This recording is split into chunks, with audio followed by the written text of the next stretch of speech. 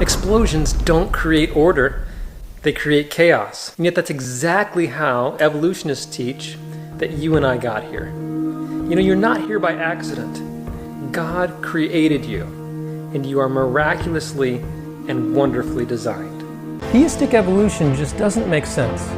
You see, evolution teaches that millions of years of death brought man into the world. But the Bible says in Romans 5:12, "Wherefore as by one man sin entered into the world, and death by sin, and so death passed upon all men, and that all have sinned." It's not God and evolution, it's one or the other. How do you know that a house or a building or a car had a designer or an architect? Well, you just do. It would be absurd to think that these things that are obviously designed would just pop up out of nowhere. Much like this tree. Do we think that something so intricate and so beautiful and so resilient and that functions so efficiently would just come out of nowhere?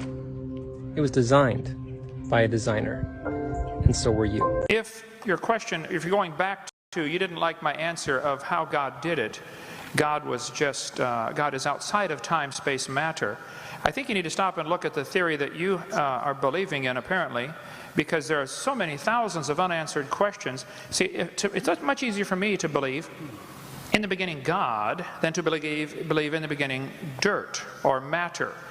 The evolutionist does not answer the question. There's 6 different types of evolution, as I shared clearly earlier. If the Big Bang Theory is true, then I would like to know what exploded and where did it come from and where did the energy come from and where did the space come from for the matter to expand into, and where did the organization come from and where did the information come from. There's a whole host of questions that are a whole lot harder for you to answer than in the beginning God. Where's information come from? This universe is not just random molecules circulating around. I mean, it carries information. I am confused. Being philosophically consistent and being a very honest person, I'm sure you can tell me where God came from. And in addition, once you've told me where God comes from, please try to clarify how you can figure that a spiritual force can have an impact on a material universe to create it. Go ahead.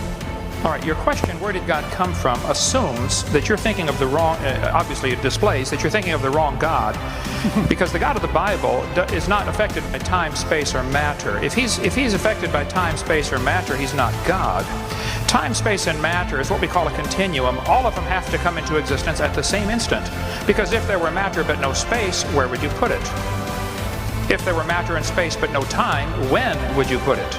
You cannot have time, space, or matter independently. They have to come into existence simultaneously. The Bible answers that in 10 words. In the beginning, there's time. God created the heaven, there's space, and the earth, there's matter. And the God who created them has to be outside of them. If he's limited by time, he's not God.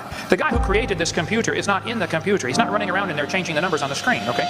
The God who created this universe is outside of the universe. He's above it, beyond it, in it, through it. He's unaffected by it. So, the concept that a spiritual force cannot have any effect on a material body, well then I guess you'd have to explain to me things like emotions and love and hatred and envy and jealousy and rationality. I mean, if your brain is just a random collection of chemicals that formed by chance over billions of years, how on earth can you trust your own reasoning processes and the thoughts that you think? Okay, so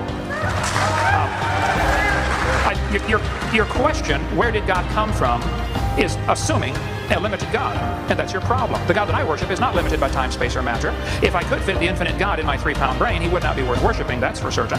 So that's the God that I worship. Thank you. The first law of thermodynamics, or the law of the conservation of mass energy, states that matter cannot be created or destroyed. The only logical explanation is that our universe was created by a designer, the supernatural event that God himself created the universe.